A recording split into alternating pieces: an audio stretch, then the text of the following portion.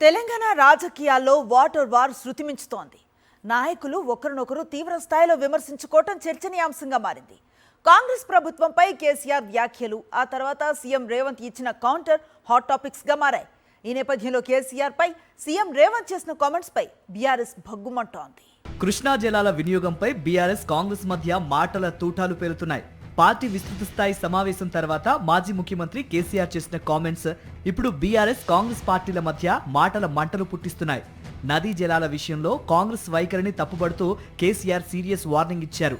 ప్రజా ఉద్యమం మొదలు పెడతామని కాంగ్రెస్ సర్కార్ను హెచ్చరించారు కేసీఆర్ విమర్శలు, ఆరోపణలు, తీవ్రస్థాయి వ్యాఖ్యలపై అంతే తీవ్రంగా స్పందించారు సీఎం రేవంత్ రెడ్డి. నారాయణపేట జిల్లా కొస్గిలో జరిగిన కార్యక్రమంలో ఫైర్ అయ్యారు రేవంత్ రెడ్డి. తాను రాజకీయాల్లో ఉన్నంత వరకు కేసీఆర్ అధికారంలోకి రారని, 2029లో మళ్లీ కాంగ్రెస్ నే అధికారంలోకి తీసుకువస్తామని ప్రకటించారు రేవంత్ రెడ్డి. కేసీఆర్, కేటీఆర్లను ఉద్దేశించి రేవంత్ రెడ్డి తీవ్రమైన వ్యాఖ్యలు చేశారు. చంద్రశేఖరరావు గారు, తారక రామారావు గారు, హరీష్ రావు గారు, దయాకర్ రావు గారు, ఇట్లా చెప్పుకుంటూ పోతే వినోదరావు గారు, కుక్కట్పల్లి కృష్ణారావు గారు, రాసి పెట్టుకో 2029లో 2/3 మెజార్టీతోని ఈ రాష్ట్రంలో కాంగ్రెస్ ప్రభుత్వాన్ని ఏర్పాటు చేస్తా. ఇదే నా సవాల్.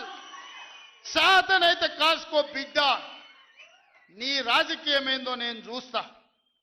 నేను రాజకీయం చేసినంత కాలం ఈ కల్వకుంట చూసేటోళ్ళు కాలకుంట విషం లాంటి కేసీఆర్ కుటుంబాన్ని అధికారులకు రానివ్వను. ఇదే నా శపథం.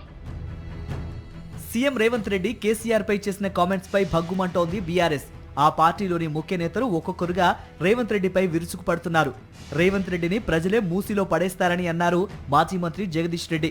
చిల్లర మాటలు మాట్లాడడం, పార్టీలు మారడం, సీట్లు కొనడం రేవంత్ కి అలవాటు అని విమర్శించారు మాజీ మంత్రి హరీష్ రావు.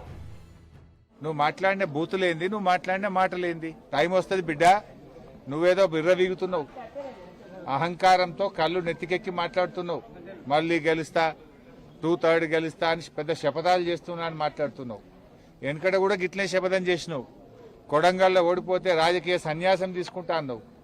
పొల్లు ఒడగొట్లే నిన్ను కొడంగల్లో. రాజకీయ సన్యాసం తీసుకున్నావా? మాట తప్పినవా? మాట తప్పినవు నువ్వు. మాట తప్పుడు నీకు అలవాటు, పార్టీలు మారుడు నీకు అలవాటు, పదవులు కొనుక్కోవడం నీకు అలవాటు, కమిషన్లు కొట్టుడు నీకు అలవాటు. ఎందుకు వస్తాయి మాటలు? కేవలం సమాధానం లెక్క. కేసీఆర్ చేసిన ప్రశ్నకు సమాధానం లెక్క. ఎందుకు వణుకుతున్నావు?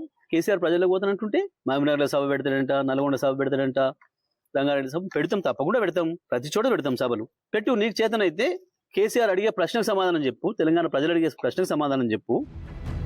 అసెంబ్లీ సమావేశాల కంటే ముందు తెలంగాణ పాలిటిక్స్ హాట్ గా మారుతున్నాయి.